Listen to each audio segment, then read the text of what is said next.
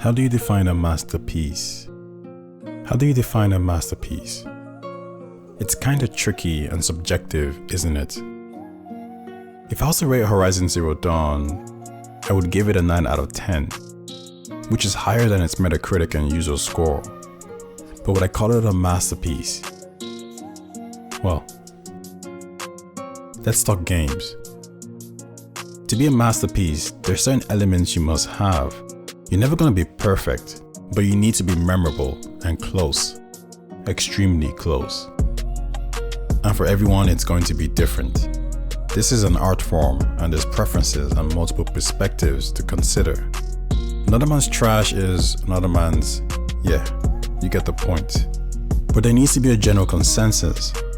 And when you compare Horizon to Breath of the Wild, God of War, The Witcher 3, Ghost of Tsushima, Skyrim, maybe even Divinity Original Sin 2, Red Dead Redemption, BioShock. And all this is subjective, bear in mind, but the general consensus is, it's not in the same lane.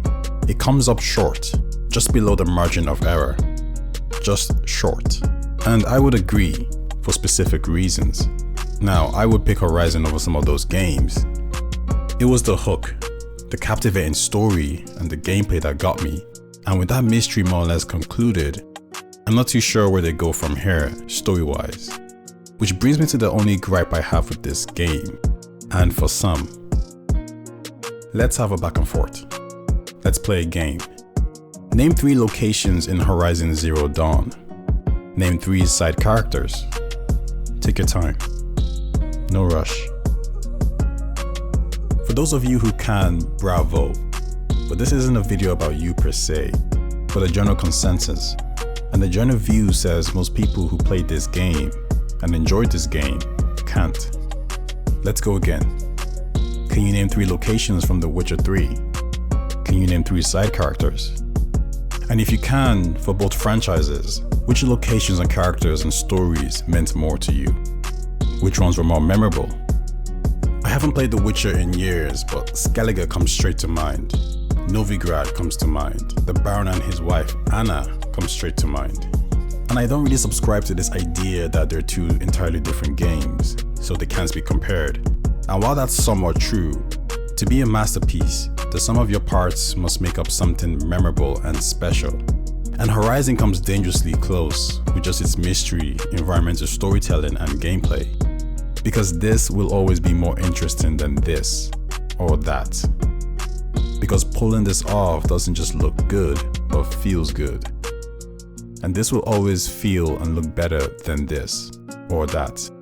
And this scene right here comes nowhere close to this.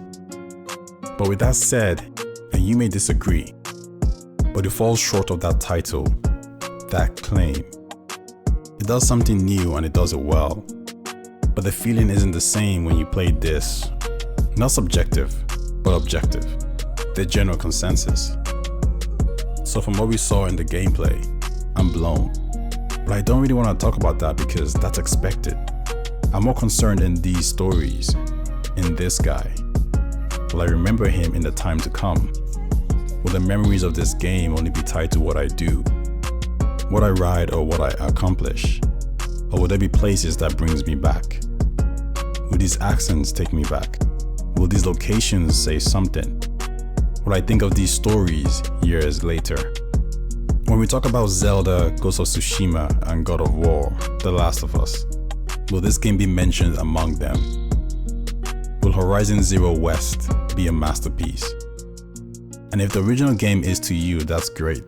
This is subjective after all. But I think those statements and questions I asked still holds.